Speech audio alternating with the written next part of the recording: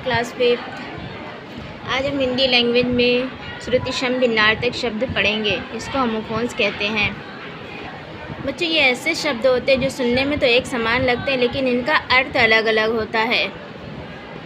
जैसे कि देखिए, श्रुतिशम भिन्नार्थक शब्द का समान अर्थ है सुनने में एक जैसे परंतु अर्थ अलग अलग। हिंदी भाषा में कुछ ऐसे शब्द होते हैं जिनमें स्वर, मात्रा अथवा व्यंजन के आधार पर थोड़ा सा अंतर होता है और वे सुनने में लगभग एक जैसे लगते हैं। बच्चों, इसमें मात्राओं में या स्वर में थोड़ा सा फ़र्क होता है और ये सुनने में एकदम एक समान लगते हैं, किंतु उनके अर्थ पर्याप्त भिन्नता होती है। उनके अर्थ में एकदम भिन्नता, मतलब अपोजिट होते हैं उनके अर्थ। ऐसे शब्द श्रुतिशम भिन्नार्थक शब्द कहलाते हैं। ठीक है, अब देखिए, जो शब्द लिखने व सुनने में लगभग एक समान होते हैं परंतु उनके अर्थ अलग अलग होते हैं, उन्हें श्रुतिशम भिन्नार्थक शब्द कहते हैं। ये बच्चों कुछ ये शब्द दिए हुए हैं यहाँ पर।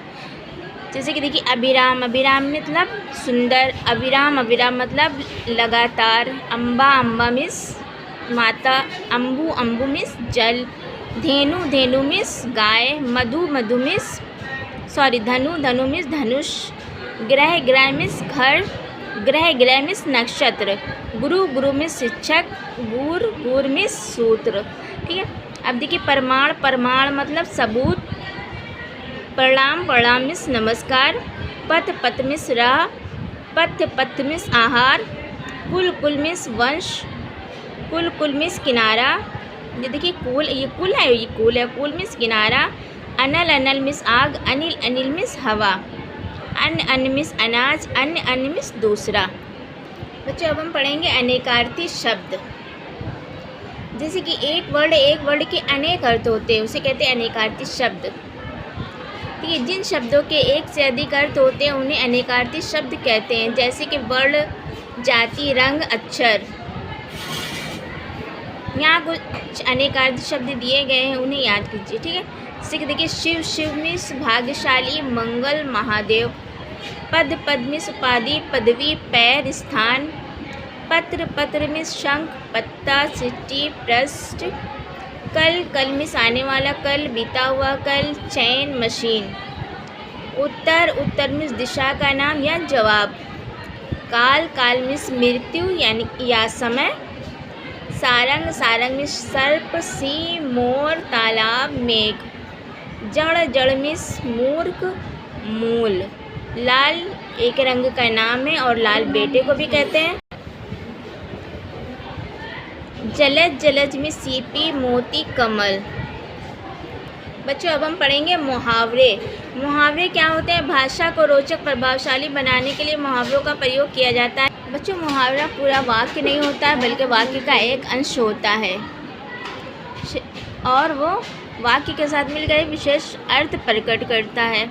वाक्य का वो भाग जो अपने शब्दों का सामान्य अर्थ ना देकर कोई विशेष अर्थ देता है उसे मुहावरा कहते हैं।